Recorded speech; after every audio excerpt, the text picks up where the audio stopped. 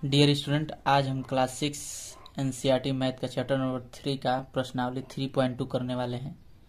इस चैप्टर का नाम है संख्याओं के साथ खेलना, जिसे हम इंग्लिश में प्लेइंग विथ नंबर्स कहते हैं। अगर आपने इस चैप्टर का इंट्रोडक्शन नहीं देखा है तो हमारे वीडियो के डिस्क्रिप्शन में दिए गए लिंक पर क्लिक करके इस चैप्टर का इंट्रोडक्शन देख सकते हैं। इंट्रोडक्शन देख लेंगे तो आपको इस प्रश्नावली को करने में कोई भी प्रॉब्लम नहीं होगा। चलिए हम पहले क्वेश्चन की तरफ चलते हैं। हमारा पहला क्वेश्चन दिया है, बताइए कि किन्हीं दो संख्याओं का योग सम होता है या विषम होता है यदि वे दोनों विषम संख्याएं हो, सम संख्याएं हो। इस क्वेश्चन के कहने का मतलब यह है कि हमें दो संख्या लेना है। अगर दोनों संख्या वो विषम होना चाहिए, नहीं तो सम होना चाहिए, और दोनों को जोड़ने पर वो हमें सम प्राप्त हो रहा है कि विषम संख्या प्राप्त हो रहा है। तो चलिए हम करके देखते हैं एग्जाम्पल के द्वारा। तो हम सबसे पहले क्या करेंगे, दो विषम संख्या लेंगे। दो विषम संख्या आप ले लीजिए, 3 ले लीजिए प्लस 3 ले लीजिए। देखिए, पहले आपको समझना होगा कि सम संख्या और विषम संख्या किसे कहते हैं। तो देखिए, सम संख्या किसे कहते हैं, तो वे संख्याएं जो दो से पूरी तरह विभाजित हो जाती हैं उन्हें सम संख्या कहते हैं, और वे संख्याएं जो दो से पूरी तरह विभाजित नहीं होती हैं उन्हें हम विषम संख्या कहते हैं। तो हम विषम संख्या देखिए 3 लिए हैं प्लस 3 लिए हैं, ये दोनों जो अंक है वो 2 से विभाजित नहीं होगा। तो इन दोनों को हम क्या करेंगे, योग कर देंगे, जोड़ देंगे। 3 + 3 = 6। चलिए एक और एग्जाम्पल लेते हैं। विषम संख्या ले लीजिए आप, विषम संख्या ले लीजिए 5, आप प्लस 3 ले लीजिए, ये भी विषम संख्या है, यहाँ पे हो जाएगा 8। तो हम देख रहे हैं कि दो विषम संख्या ले रहे हैं तो हमारा जो आंसर आ रहा है वो सम संख्या आ रहा है। देखिए 3 + 3 = 6 आ रहा है। फिर से दूसरा एग्जाम्पल हम जो लिए हैं 5 + 3, ये दोनों विषम संख्या हैं, लेकिन जो हमारा आंसर आ जा रहा है वो सम संख्या आ रहा है। तो हम क्या लिखेंगे यहाँ पे कि दो विषम संख्याओं का योग सम संख्या होता है। लिखेंगे यहाँ पे कि दो विषम संख्याओं का योग सम संख्या होता है।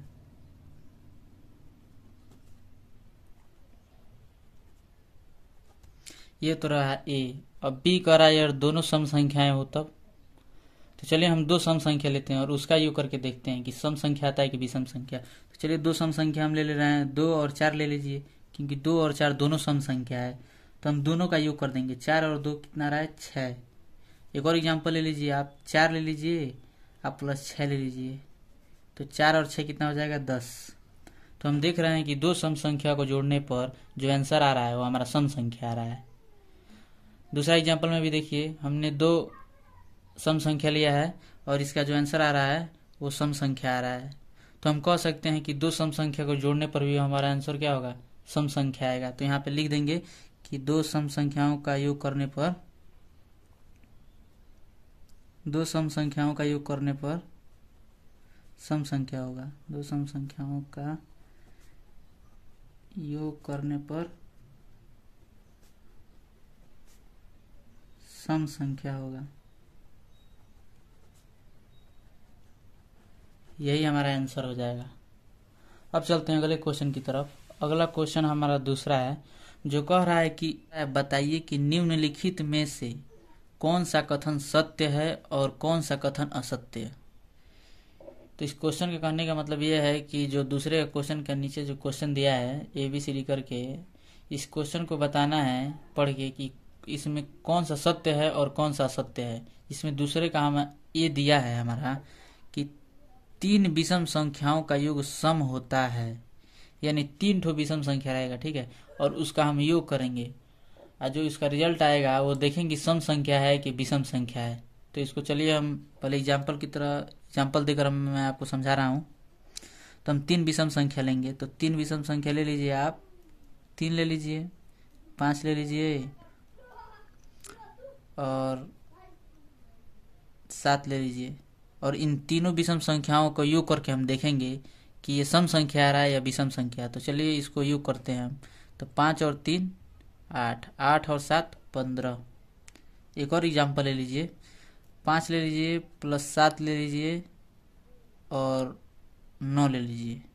ये तीनों क्या है, विषम संख्या है, और इन तीनों का योग कीजिए तो 9 और 7 कितना हो जाएगा, 16 5 21 हो जाएगा। तो हम देख रहे हैं कि तीन विषम संख्याओं को जोड़ने पर हमारा जो रिजल्ट आ रहा है वो विषम संख्या आ रहा है। और ये दूसरा एग्जांपल भी देखिए, इन तीनों विषम संख्याओं को हम जोड़े हैं तो जो हमारा रिजल्ट आया है वो भी विषम संख्या आया है। तो हम कह सकते हैं कि तीन विषम संख्याओं को जोड़ने पर जो हमारा रिजल्ट होगा विषम संख्या होगा। लेकिन क्वेश्चन में क्या कह रहा है कि तीन विषम संख्याओं का योग सम संख्या होता है, इसलिए हमारा ये क्वेश्चन क्या होगा, असत्य होगा। यहाँ पे लिख देंगे असत्य। अब चलते हैं अगले क्वेश्चन की तरफ। अब हमारा अगला क्वेश्चन है बी कह रहा है कि दो विषम संख्याओं और एक सम संख्याओं का योग सम संख्या होता है। तो देखिए, हमें दो विषम संख्याओं का योग करना है और एक सम संख्या का योग करना है, और देखना है कि तीनों का योग सम संख्या आ रहा है या विषम संख्या आ रहा है। तो हम सबसे पहले दो विषम संख्या लेंगे, तो दो विषम संख्या लेंगे। तो चलिए दो विषम संख्या 3 और 5 ले लेते हैं। और क्या कर रहा है, एक सम संख्या, और इसमें एक सम संख्या भी लेना है, तो एक सम संख्या आप 2 ले लीजिए और इनका योग देखते हैं क्या आता है। तो चलिए योग करते हैं इसका। पहले 3 और 5 8 अब प्लस 2 10 हो जा रहा है। चलिए एक और एग्जाम्पल लेते हैं। अब 5 ले लीजिए और 7 ले लीजिए और एक सम संख्या 4 ले लीजिए। अब इन तीनों का योग कर दीजिए तो 7 और 5 12, अब 12 4 16। तो हम देख रहे हैं कि दो विषम संख्या और एक सम संख्या लेने पर जो हमारा रिजल्ट आ रहा है वो सम संख्या आ रहा है। दूसरे एग्जाम्पल में भी आप देखिए कि दो विषम संख्या है 5 और 7, जिसमें हमने 4 एक सम संख्या और जोड़ दिया है, तो जो हमारा रिजल्ट आ रहा है वो सम संख्या आ रहा है। यानी हम कह सकते हैं कि दो विषम संख्याओं और एक सम संख्याओं का जब योग करते हैं तो हमारा सम संख्या आता है। तो इसलिए हमारा ये क्वेश्चन क्या होगा, सत्य होगा।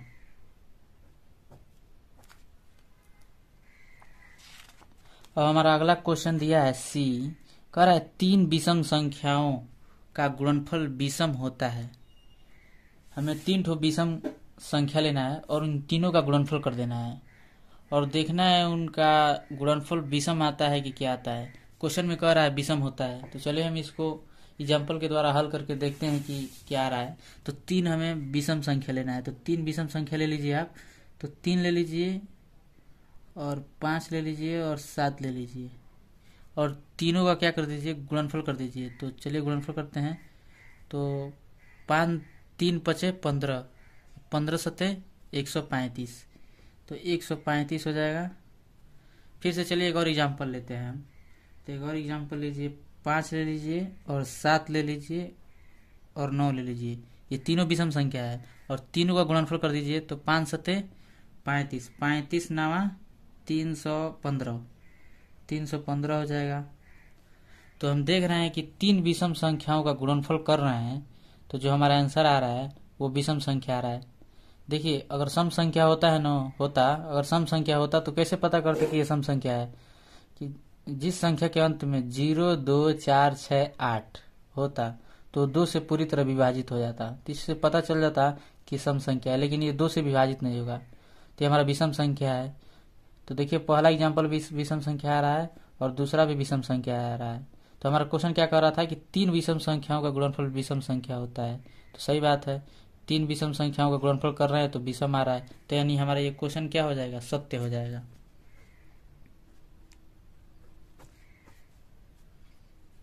अब चलते हैं अगले क्वेश्चन की तरफ। अब हमारा अगला क्वेश्चन डी है। डी कह रहा है यदि किसी सम संख्या को 2 से भाग दिया जाए तो भागफल सदैव विषम होगा।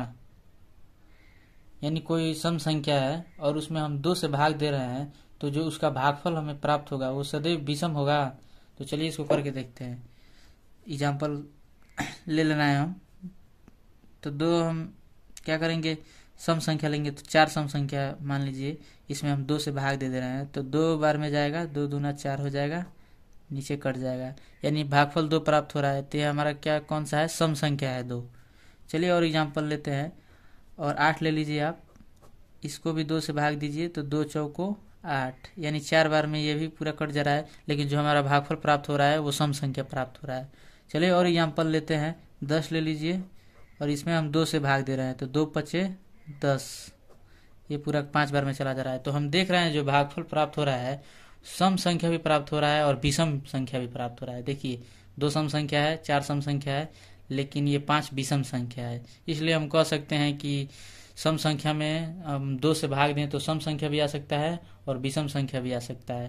लेकिन क्वेश्चन क्या कर रहा है आपका कि यदि किसी सम संख्या को 2 से भाग दिया जाए तो भागफल सदैव विषम होगा, तो ये असत्य होगा।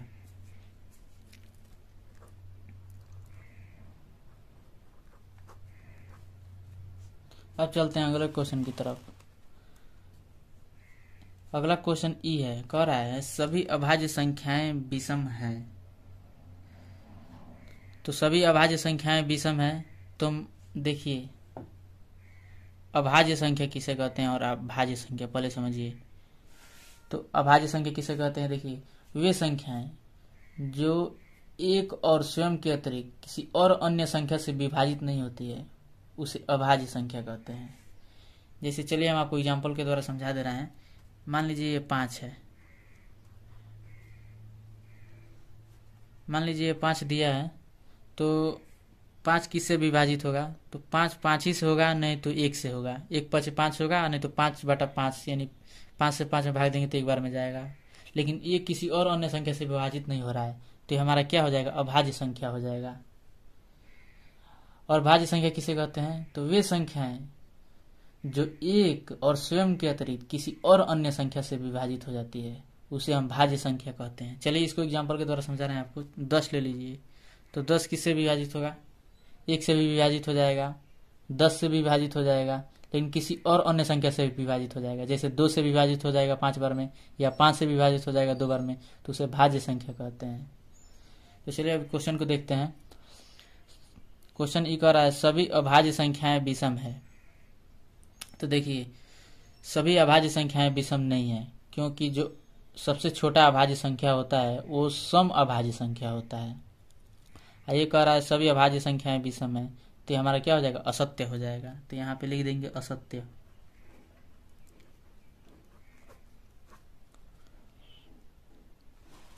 अब चलते हैं अगले क्वेश्चन की तरफ। अगला क्वेश्चन हमारा कह रहा है अभाज्य संख्याओं के कोई गुणनखंड नहीं होते हैं। तो ऐसे ही गलत है। अभाज्य संख्याओं के गुणनखंड होते हैं।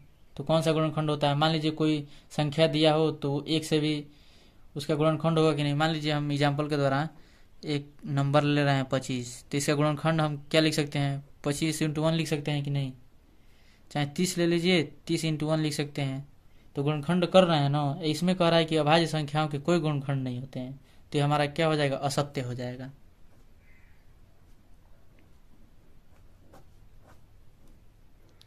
अब चलते हैं अगले क्वेश्चन की तरफ। अगला क्वेश्चन हमारा जी है, जो क्या कह रहा है कि 2 अभाज्य संख्याओं का योग सदैव सम होता है। तो चलिए हम इसको एग्जाम्पल के द्वारा करके देखते हैं कि 2 अभाज्य संख्या लेते हैं और उनका योग करते हैं, देखते हैं सम आता है कि नहीं। तो चलिए, तो 2 अभाज्य संख्या ले लीजिए आप, 3 ले लीजिए और 2 ले लीजिए, 5 हो जा रहा है। फिर से कोई अभाज्य संख्या ले लीजिए, 3 अब +5 ले लीजिए, तो 8 आ रहा है।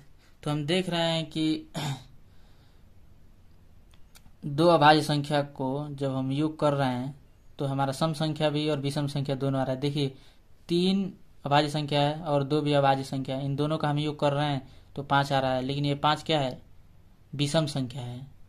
और ये 2 अभाज्य संख्या लिया हूँ 3 और 5, इन दोनों का हम योग कर रहे हैं तो 8 आ रहा है। तो देखिए 20, ये है सम संख्या। तो विषम संख्या और सम संख्या दोनों आ रहा है।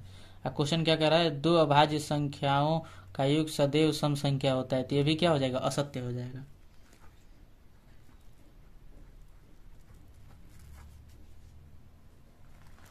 अब हमारा अगला क्वेश्चन है यच, जो कह रहा है केवल 2 ही एक सम अभाज्य संख्या है।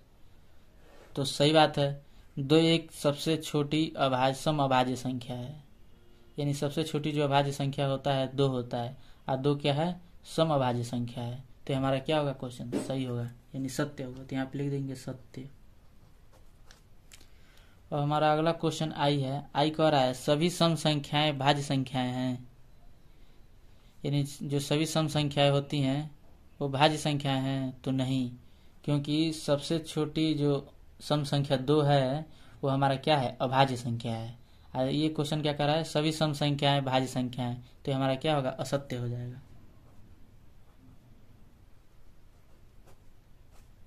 अब हमारा अगला क्वेश्चन है, जे कह रहा है दो सम संख्याओं का गुणनफल सदैव सम होता है। तो चलिए दो सम संख्याओं का गुणनफल करते हैं। तो दो सम संख्या हम ले लेते हैं, 2 और 4 ले लीजिए, इनका गुणनफल 8 हो जा रहा है। फिर से एक और एग्जांपल ले लीजिए, तो दो सम संख्या 4 इंटू 6 ले लीजिए, तो 4 छक्के 24 हो जाएगा।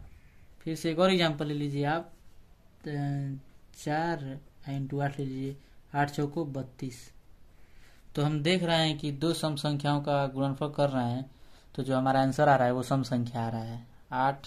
देखिए 4 छक्के 24, तो ये 24 भी हमारा सम संख्या है। 8 चौको 32 आया, ये भी हमारा सम संख्या है। यानी दो सम संख्याओं का जब हम गुणनफल करते हैं तो हमेशा वो क्या होता है, सम संख्या होता है। तो हमारा क्वेश्चन क्या होगा, सत्य होगा। और अगला क्वेश्चन है तीसरा, कह रहा है संख्या 13 और 31 अभाज्य संख्याएं हैं। इन दोनों संख्याओं में दो अंक 1 और 3 हैं। 100 तक की संख्याओं में ऐसे अन्य सभी युग्म ज्ञात कीजिए। यानी इस क्वेश्चन का कहने का मतलब यह है कि 13 और 31 दोनों अभाज्य संख्या हैं, और दोनों में क्या है, 1 और 3 है। बस इसके स्थान को क्या कर दिया गया है, चेंज कर दिया गया है, और दोनों ये अभाज्य संख्याएं हैं। ऐसे ही हमें क्या करना है, 100 तक देखना है कि कितनी ऐसी संख्याएं हैं जिनको हम इसके रूप में लिख सकते हैं। यानी वो अभाज्य संख्या और उसका स्थान भी परिवर्तित कर दिया जाए तो भी अभाज्य संख्या हो। तो हम क्या करेंगे, सबसे पहले 1 से 100 तक का हम गिनती लिख लेंगे, ठीक है। और इसमें देखेंगे कि कौन सी ऐसी संख्या है जो अभाज्य संख्या है और उसका स्थान चेंज कर दिया जाए तो वो भी अभाज्य संख्या हो। तो चलिए इसमें हम ढूंढते हैं। तो एक तो हमें पता चल गया है कि 13 और 31 है, तो हम क्या करेंगे, 13 और 31 को क्या कर देंगे, घेरा बना देंगे। तो ये 13 यहाँ पे हो गया, आप देख सकते हैं, और हमारा ये कि 31 यहाँ पे हो गया। तो ये जो हमारा 13 और 31 है, ये दोनों क्या है, अभाज्य संख्या है। इसके स्थान को भी परिवर्तित करेंगे तो अभाज्य संख्या होगा। अब हम देखेंगे दूसरा, तो हमारा दूसरा देखिए कौन सा है, तो देखिए दूसरा 17 है, और इसके अगर हम स्थान को चेंज कर रहे हैं तो 71 हो रहा है। 71 भी हमारा क्या होगा, अभाज्य संख्या होगा। तो हम देखेंगे यहाँ पे कि 71 कहाँ पे है, तो देखिए हमारा 71 यहाँ पे है, तो हम इसको भी घेरा बनाएंगे। तो यहाँ पे हम लिखेंगे कि पहला क्या हो गया हमारा, 13 और 31 हो गया, 13 और 31, और दूसरा क्या हो गया, 17 और 71 हो जाएगा। तो लिखेंगे दूसरा 17 और 71 हो जाएगा। और तीसरा क्या होगा हमारा, तो चलिए हम तीसरा देखते हैं। तो तीसरा आप देखिए यहाँ पे 27, 28, 29, 30 कोई भी नहीं होगा, 35, 36, यहाँ पे देखिए 37 ये हमारा क्या है, अभाज्य संख्या है। तो इसको भी हम क्या करेंगे, गोला बना देंगे। अब इसका भी देखिए हम स्थान परिवर्तित कर रहे हैं तो 73 आ रहा है, तो 73 भी हमारा क्या होगा, अभाज्य संख्या होगा। तो हमारा 73 देखेंगे कहाँ पे है, तो यहाँ पे देखिए 73 है, तो हमारा क्या हो जाएगा, अभाज्य संख्या हो जाएगा। तो इसको भी ले लेंगे 37 और 73, तो लिखेंगे 37 और 73। अब देखिए, अब देखेंगे कि और अभाज्य संख्या है कि नहीं, कि स्थान परिवर्तन कर दे रहे हैं तो भी अभाज्य संख्या होगा कि नहीं, और है कि नहीं। तो चलिए देखते हैं आगे। तो 38, 40, 42 इसमें कोई नहीं होगा, 47 ये भी नहीं होगा, 19 में भी नहीं होगा, इसमें भी नहीं होगा। देखिए यहाँ पे डायरेक्ट 79 होगा। 79 क्या है, अभाज्य संख्या है। तो 79 हमारा क्या हो जाएगा, अभाज्य संख्या हो जाएगा। अगर 79 को हम क्या कर रहे हैं, स्थान बदल रहे हैं तो 97 हो रहा है। 97 भी हमारा क्या है, अभाज्य संख्या है। तो यहाँ पे देखिए अभाज्य संख्या 97 यहाँ पर है। अब इसके बाद से देखेंगे और है कि नहीं, तो इसके बाद से देखिए और नहीं है, बस इतना ही है। तो यहाँ पे क्या लिख देंगे, 79 और 97। ये क्वेश्चन बहुत ही सिंपल था। बस आपको इसमें क्या करना है कि ये देखना है कि जो संख्या है वो अभाज्य होना चाहिए और उसका स्थान भी चेंज कर दे तो भी अभाज्य होना चाहिए। तो इसमें हमने देख कर लगा दिया, तो हमारा उत्तर क्या हो जाएगा, देखिए 13 और 31 ये तो दे दिया था क्वेश्चन में ही, और हमारा दूसरा क्या हो जाएगा 17 और 71 हो जाएगा, और तीसरा क्या हो जाएगा 37 और 73, और चौथा क्या हो जाएगा 79 और 97। ये हमारा आंसर हो जाएगा। अब चलिए चलते हैं अगले क्वेश्चन की तरफ। अगला क्वेश्चन जो हमारा चौथा दिया है, कह रहा है 20 से छोटी सभी अभाज्य और भाज्य संख्याएं अलग अलग लिखिए। यानी जो हमारा भाज्य अभाज्य जो संख्या है वो 20 से छोटा होना चाहिए, 20 से बड़ा नहीं होना चाहिए। तो हम सबसे पहले क्या लिखेंगे, अभाज्य संख्या लिखेंगे। तो अभाज्य संख्या हम लिखते हैं, यहाँ पे लिखेंगे हल। अब यहाँ पे लिखेंगे अभाज्य संख्या, अभाज्य संख्या जिसे हम इंग्लिश में प्राइम नंबर्स कहते हैं।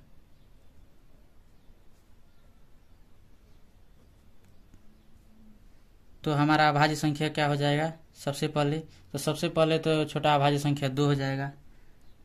2 के बाद से क्या हो जाएगा 3 हो जाएगा, 5 हो जाएगा, 7 हो जाएगा, इसके बाद से 11 हो जाएगा, 13 हो जाएगा, इसके बाद से 17 हो जाएगा, इसके बाद से 19 हो जाएगा। तो हमारा अभाज्य संख्या क्या हो जाएगा 2, 3, 5, 7, 11, 13, 17 और 19। अब क्या लिखेंगे, भाज्य संख्या लिखेंगे। तो अब लिखेंगे भाज्य संख्या, भाज्य संख्या जिसे हम इंग्लिश में कंपोजिट नंबर कहते हैं। तो भाज्य संख्या हमारा क्या हो जाएगा, तो सबसे पहले छोटे से शुरुआत करेंगे। तो पहले भाज्य संख्या हमारा क्या हो जाएगा 4 होगा, इसके बाद से 6 होगा, इसके बाद से 8 होगा, 9 होगा, 10 होगा, 12 होगा, 14 होगा, 15 होगा, 16 होगा, 18 होगा।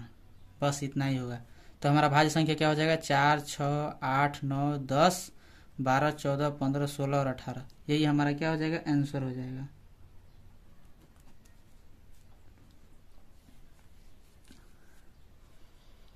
तो हमारा अगला क्वेश्चन है 5वां, जो कह रहा है 1 और 10 के बीच में सबसे बड़ी अभाज्य संख्या लिखिए।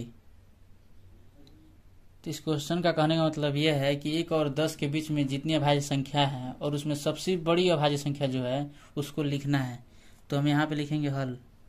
तो हमें क्या करना पड़ेगा, सबसे पहले 1 से 10 तक जितनी अभाज्य संख्या है उसको पहले लिखना पड़ेगा। तो क्या करेंगे, सबसे पहले छोटे से शुरुआत करेंगे। तो सबसे पहले छोटा अभाज्य संख्या क्या है 2 है, इसके बाद से 3 है, 5 है और 7 है। इसके बाद से तो है नहीं। तो हम देख रहे हैं इन चारों में कि सबसे बड़ी अभाज्य जो संख्या है वो 7 है। तो हमारा आंसर क्या हो जाएगा 7 हो जाएगा। तो हम लिखेंगे सबसे बड़ी अभाज्य संख्या, सबसे बड़ी अभाज्य संख्या। तो सबसे बड़ी अभाज्य संख्या क्या हो जाएगी 7। केवल 1 और 10 के बीच में सबसे बड़ी अभाज्य संख्या बताना था। तो हमारा आंसर हो जाएगा 7, यही आंसर हो जाएगा। अब हमारा अगला क्वेश्चन है 6वां। क्या कह रहा है, निम्नलिखित को 2 विषम अभाज्य संख्याओं के रूप में व्यक्त कीजिए। इसको हम जो संख्या दिया है ABCD करके, इसको हमें 2 संख्याओं में तोड़ना है। तो 2 विषम अभाज्य संख्या होगा, वो जो 2 संख्या होगा वो विषम अभाज्य संख्या होगा। और उसको ऐसे तोड़ना है कि अगर उन दोनों विषम अभाज्य संख्या को जोड़ा जाए तो आंसर कितना आना चाहिए 44 आ जाए। और दूसरे को भी वैसे ही करना है कि इसको विषम अभाज्य संख्या में तोड़ना है। तोड़ने के बाद से जो उसका योग होना चाहिए वो 36 होना चाहिए। वैसे ही 24 का भी करना है, 18 का भी करना है। तो हमें सबसे पहले क्या करना होगा, सबसे पहले अभाज्य संख्या लिखना, विषम अभाज्य संख्या लिखना होगा। तो देखिए 44 इसमें सबसे बड़ा है, तो यानी यहीं तक हम जाएंगे विषम अभाज्य संख्या तक। तो हम सबसे पहले क्या करेंगे, विषम अभाज्य संख्या लिखना प्रारंभ करेंगे। तो 2 हमारा क्या हो जाएगा, विषम अभाज्य संख्या नहीं है, सम अभाज्य संख्या है। तो 2 से नहीं स्टार्ट करेंगे, हम 3 से स्टार्ट करेंगे। तो हमारा 3 से स्टार्ट होगा। तो हमारा 3 क्या है, विषम अभाज्य संख्या हो। तो क्या हो जाएगा 3 हो जाएगा, इसके बाद से 5 हो जाएगा, 7 हो जाएगा, 11 हो जाएगा, 13 हो जाएगा, 17 हो जाएगा, 19 हो जाएगा, 23 हो जाएगा, इसके बाद से 29 हो जाएगा, 31 हो जाएगा और 37 हो जाएगा, 41 हो जाएगा और 43 हो जाएगा। ये हमारा क्या हो जाएगा, विषम अभाज्य संख्या हो जाएगा। अब हमें क्या करना है, 44 को ऐसे तोड़ना है कि वो विषम अभाज्य संख्या हो और उसका योग करने पर हमारा क्या हो जाए, 44 प्राप्त हो जाए। तो देखिए इसमें हम क्या करेंगे, कौन कौन सी संख्या लेंगे कि उसको जोड़ने पर 44 प्राप्त हो जाए। तो देखिए दो संख्या कौन कौन सा हो सकता है। तो देखिए यहाँ पे 41 है और यहाँ पे 3 है। 41 और 3 को जोड़ दे रहे हैं तो हमारा 44 प्राप्त हो जाए। तो एक संख्या कौन कौन कौन सा हो जाएगा, 41 और 3, यानी 41 और प्लस 3, इन दोनों को जोड़ दे रहे हैं तो हमारा 44 प्राप्त हो जा रहा है। तो एक तो ये हो गया, ये ए हो गया, ए का आंसर हो गया। और हमारा बाकी बचा बी, तो बी है, तो बी कौन सा हो जाएगा, तो बी देखिए, तो बी 36 दिया है। तो हम 36 देखिए क्या करेंगे, सबसे पहले तो यहाँ पे देखिए, यहाँ पे 31 और 5, 31 और 5 को अगर हम जोड़ दे रहे हैं तो हमारा 36 हो जाएगा। 31 और 5 यानी यहाँ पे 5 प्लस 31 लिख सकते हैं।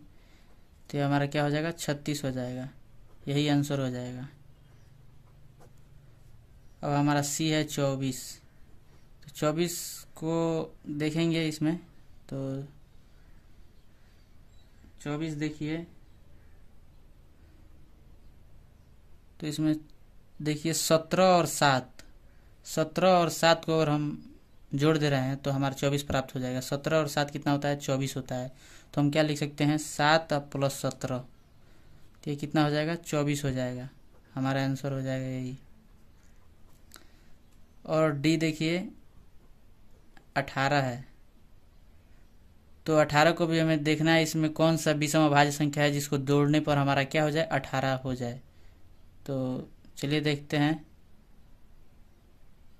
तो इसमें 7 और यहीं पे देखिए 11 है और इन दोनों को हम जोड़ दे रहे हैं तो हमारा ये 18 प्राप्त हो जा रहा है। तो हमारा क्या हो जाएगा आंसर इसका, 7 प्लस 11 हो जाएगा। तो लिख देंगे 7 प्लस 11, ये हमारा क्या हो जाएगा, 18 आंसर हो जाएगा। तो हमारा पहला 44 है तो इसका कौन सा होगा, 41 प्लस 3 हो जाएगा। और बी है 36, 36 का कौन सा हो जाएगा, तो 5 प्लस 31 हो जाएगा। सी है तो 7 प्लस 17 हो जाएगा। डी का 7 प्लस 11 हो जाएगा, यानी 18 आंसर। यहाँ पे देखिए 11 और 7 जुड़ रहा है तो 18 हो रहा है। तो हमारा 6वां क्वेश्चन समाप्त हुआ। अब चलते हैं अगले क्वेश्चन की तरफ। अब हमारा अगला क्वेश्चन है 7वां कह रहा है, अभाज्य संख्याओं के ऐसे 3 युग्म लिखिए जिनके अंतर 2 हो। यानी अभाज्य संख्या लिखना है पर उनका अंतर कितना होना चाहिए, 2 होना चाहिए। तो हम सबसे पहले क्या करेंगे, अभाज्य संख्या लिखेंगे, तभी तो लेंगे उसमें कौन कौन सी संख्या लिया जाए कि उनको घटाने पर हमारा अंतर 2 आए। तो चलिए सबसे पहले हम अभाज्य संख्या लिखते हैं। 2, 3, 5, 7, 11, 13, 17, ये देखिए सब अभाज्य संख्या है। लेकिन हमें इतना ही रहने दे रहा है क्योंकि 3 ही अभाज्य संख्या का युग्म लिखना है, ज़्यादा नहीं लिखना है। तो देखिए यहाँ 5 और 3, 5 और 3, 5 में से 3 जाएगा तो क्या बचेगा, 2 बचेगा। यानी हमारा एक युग्म क्या हो जाएगा, 3 और 5 हो जाएगा। तो क्या लिख देंगे, 3, 5, एक युग्म ये हो गया। हमें 3 युग्म लिखना है तो एक युग्म ये हो गया और एक और युग्म क्या हो जाएगा, तो देखिए 7 और 5 हो सकता है।